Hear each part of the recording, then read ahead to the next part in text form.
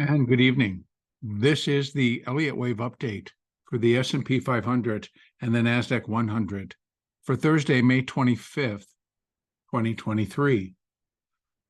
Again, it was an interesting day coming in today after NVIDIA's earnings yesterday really lit a fire under not only the underlying NVIDIA, but it just really roared the NASDAQ, initially up 150 points. Eventually, by the time we got into Globex, it was up 300, and then maintained that for most of today. So it was quite the scene in the NASDAQ index where that overflow of positive trading energy flowed into Apple, AMAT, AMD, Google, Meta, Microsoft. Micron caught a bid, NVIDIA, of course, and even Tesla. So the markets, in terms of NASDAQ, did well today. The S&P did catch a bid, but things were much more subdued. The Dow, for most of today's session, was down as the climate for the debt ceiling continues to hang over the broader market, continues to hang over the treasury markets. So the S&P basically did not roar, did not break above levels that would disqualify or nullify the count as I have it. So I've added the balance and I put a minor wave 5 up here. That's about as far as I'm going to go right now. So I'm just showing that on a minor degree, likely complete here. Now, what would go above all this would be an intermediate wave C and then a primary wave B. Now, what could we be going in? Well, as I counted out yesterday, I counted out 1, 2, 3. All right, so we got 1, 2, 3, 4, 5, 3. And then this, we weren't there yet. We basically had only gotten to here. And then Globex opened, they pushed, but then they brought it back down. And then it just basically had its moments today, but had its sell-offs, had its moment, and then they brought it back each time. So it can continue to be 1, 2, 3, 4. And then we come back down again, break below 41.14, down towards 4,100 or below to put in this initial 5 waves down. And I would probably keep it on a minute level to begin with, and then work from within that time frame, or it would be as high as a minor wave 1 of intermediate wave 1 of primary wave C. So we're building. Now, is that cast in stone? No, but here's an alternative. I would have a large problem should the market run back up and decide to break back above 42.26. Is it totally out of the picture? I would be remiss to say, yes, absolutely, it can't go there. It shouldn't do that. But everything seems to be stacked against it occurring. We ran today, particularly in the broader market, in the Russell, actually, and the NASDAQ took almost entire session before it evened itself back out, was running on a negative breath. In other words, there were more stocks within the indices that were down versus up.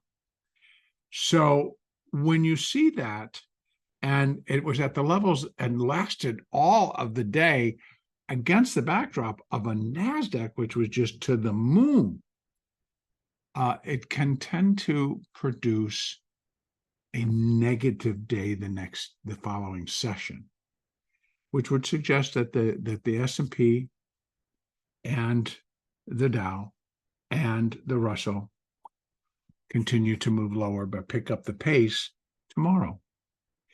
It's going to be an interesting. Tomorrow, of course, Friday, it's a weekly expiration. It's also the Friday before a 3-day weekend. Markets are closed on Monday in observance of Memorial Day. So there will be a lot of positioning. There will be a lot of, gee, what do we want to take over the weekend? What do we got going on? How do we want to position ourselves in advance of still having no decision?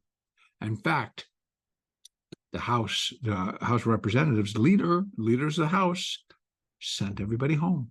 Go on, have a great weekend.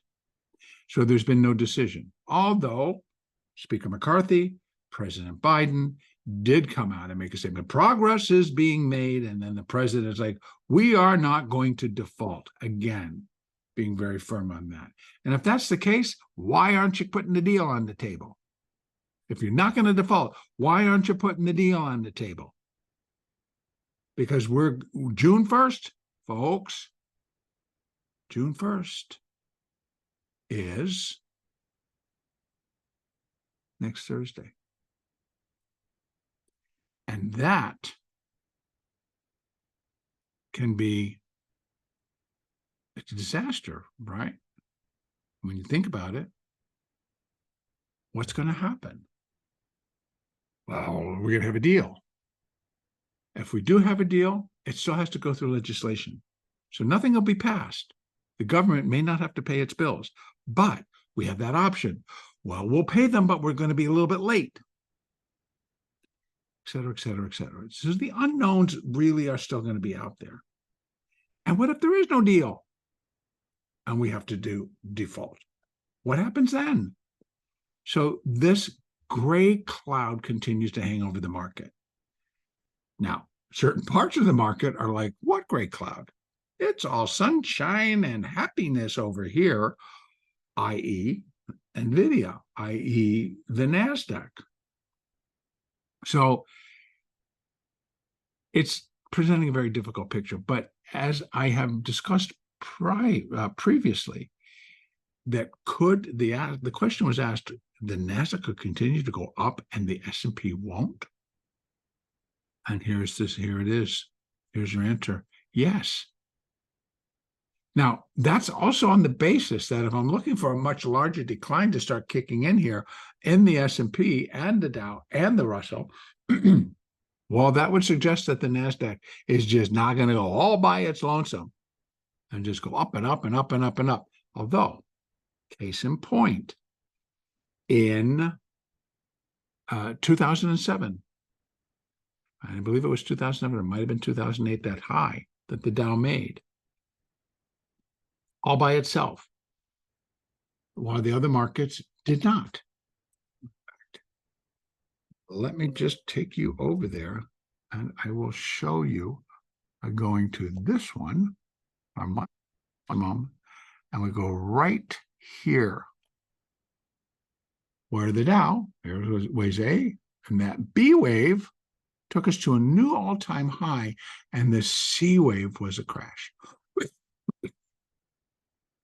Excuse me. And the C wave was a crash. That was the debacle. That was the great economic collapse of 2009. So, can a market go to new all-time highs while the others don't? Yes. It was a B wave. Fast forward. It's a B wave, although you can't tell from that chart, but you can tell from this chart. It's a B wave. This one is still pretty far in the NDX. Right? We got something that's going to go straight up, and I'm going to take that off. Remove that. Remove most of this so we can see what we got going on. There you go. It's a B wave. But I'm not considering that this particular B wave is going to go to a new all-time high above 16,764. Not unless something really just exploded underneath it and just blew it up there. I don't see necessarily that. but it is actually going to new highs within this sequence versus the S&P, which is basically still stuck, getting over itself even here, basis the Russell, which is way stuck, right, versus the Dow. Oops. I'll look at the futures market. There's the all-time high. And we're still pretty even below the December highs. So strange markets all the way around. Let's go back over to our friend, the S&P. Let's go back to that hourly chart. Let's take a peek. Now, what can we say? Two things, 1, 2, 3, 4, and we're looking for a wave 5, or 1, 2, 1, 2. And we're looking for a much stronger leg down to kick in. A 3 of 3 type move. Could it happen? Yeah, it can. What's going to kick it off? There are numerous things that can. So we're going to leave it open. Now, if it is a 5th wave down, then we're going to be looking at the relationships between the 1st wave and the 5th wave. And I'll take that and we do it in both directions. We're just going to continue to use it at our disposal. And here we have that, and I'm going to bring that over to here, right there. So if we're looking here, where's wave 5? Well, actually, it would be equal at 41.35. Well, that's not going to work. We're already pretty far ahead. 1.618 will work. That brings us down to 41.10. And that would maybe finish this first 5 down. So that could work. But if we're looking at a 1, 2, 1, 2, now where can it go? Well, we still can use these, but now we got to add. So we got a 1, 2. So we first have first 1, 2 here, and then we have the second 1, 2 here. If that's what it is, we're looking for wave 3. We're finally possibly going to break below 40.66. Now, mind you, 40.60, big support there. That's the bottom here. Big support. It is very well defended, as is 4100, as is 40, I believe 85 or 40.90, all in there. You come in each day and you look at where the resting orders are. They're going to rest right here in these areas with big ones here, and a break there shoves it down to here. So when we look at it in that respect, that if we get a large enough 3rd wave, we've got our first right here at 40.66, 40.67. There's enough support there that could hold. And then we go again. Or it can plow right through that, and the expectation is we don't have much in between that and 4,000. And sure enough, 1.628 coming in at 39.99, 4,000. So when that starts to line up and you're looking at the potential and what sits in between, you're like, if it got itself going, yeah, we could slide, we could break. So it's not an unreasonable view. It's not an unreasonable expectation if this was the one that's going to pan out. So this is what I'm looking at. So again, we kind of try to just put together what do we have where we can build on? What are we looking at? If the C wave is done, what are we going to be checking out? We're going to be looking from here to here to here, or we're going to go out to our, I want to go out to my weekly chart. We're going to be looking from here to here to here. That this is going to be the completion point. For the B wave, we're going to measure A to B to get the C. Remember, we continue for that C wave, which is still out there, folks. 2,800 or 2,980 to 3,000. That's all right in here. Looks like it's pretty far, but in actuality, it's like just going back to these lows, right? That's what we're looking at, possibly these lows. So it's not the end of the world. Back to the hourly chart. We got a lot to get through. So for tomorrow, here's some interesting things. We do have tomorrow all that PCE data. PCE this, PCE that, et cetera, et cetera. So it's durable goods on Friday, international trade in goods, personal income and outlays, plus S&P PCE data. That is also inflation data. So that all comes out tomorrow and can definitely be market moving. Could very, very easily be market moving. So we're going to just keep our eyes open, and we're going to be looking for what are the possibilities. So I'm going to continue to leave this a little bit unchanged. If the market begins to come off, we've got our levels.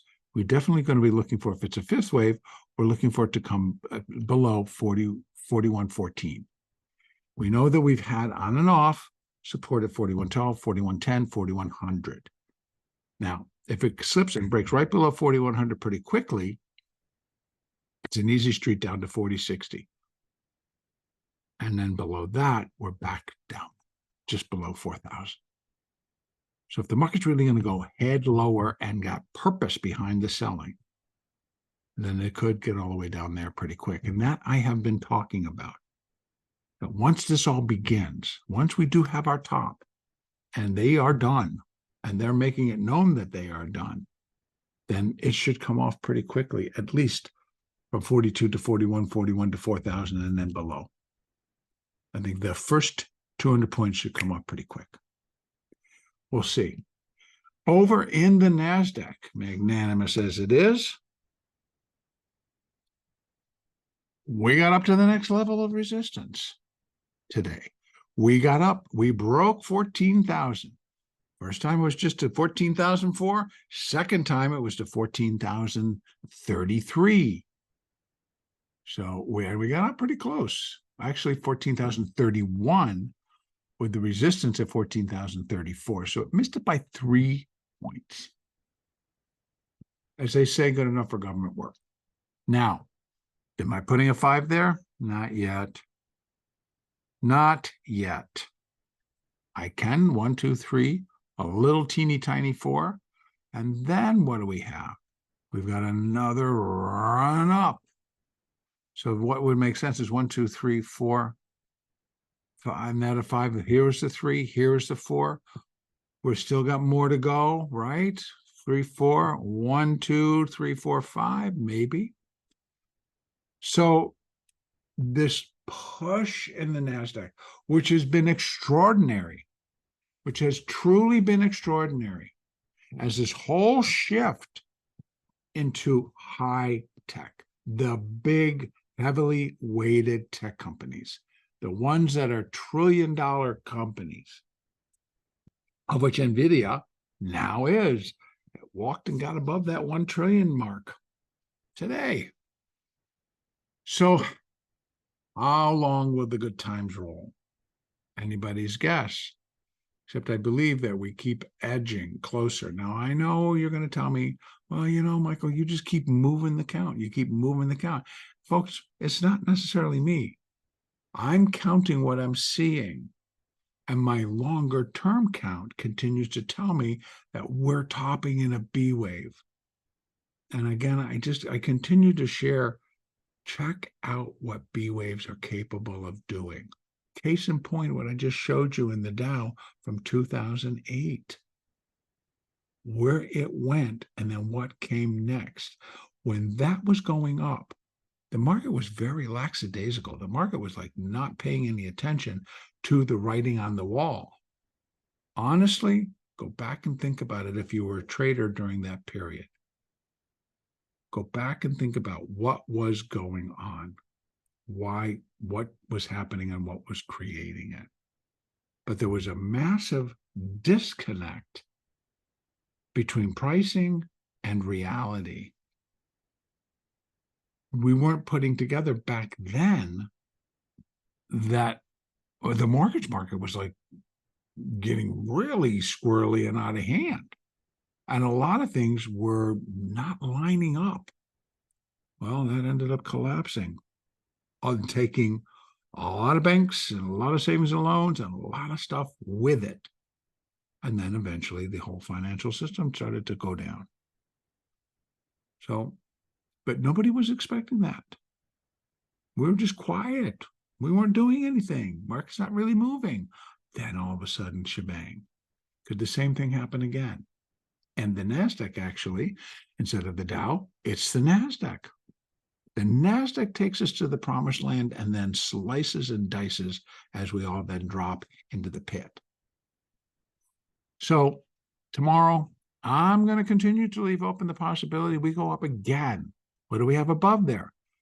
14,143 or 144, 14,211, 14,325, 14,361. These are all resistance levels. If we didn't think this was going to be possible, you're definitely not going to think that this can be possible. The market went up 300 points overnight. 300 more takes us to here. So again, is it going to be a blow-off of a blow-off of a blow-off? Maybe. Maybe. Can't say. Moving averages, all in alignment. They're just kind of following. This is the hourly. Not like they're getting parabolic. They're just walking it up, walking it up, walking it up. But the 200s are now together and starting to angle higher. So leave open the door. If it rejects and it starts to come off, it should happen quickly. Rejection should be firm and quick.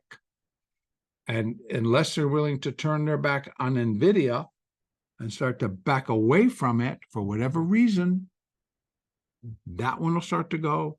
Everything they got pumped up with it will start to go, and this thing will just start to drop.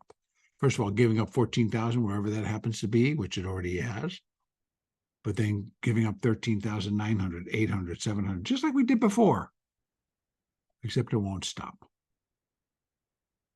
Okay, that's where I'm going to complete for this week. And wish everybody an extremely calm, peaceful, but yet energetic Memorial Day weekend. Please don't forget to take a moment to remember those that have sacrificed the ultimate sacrifice for our freedoms, for our lives, for our country. And that, of course, would be our service members. And we'll be celebrating that on Monday. And so the next update, though, I will probably do a big picture update on the 28th. And then on Monday, once we get Globex going, I will do an Elliott wave update for the S&P and the NASDAQ. Have a great weekend, everybody.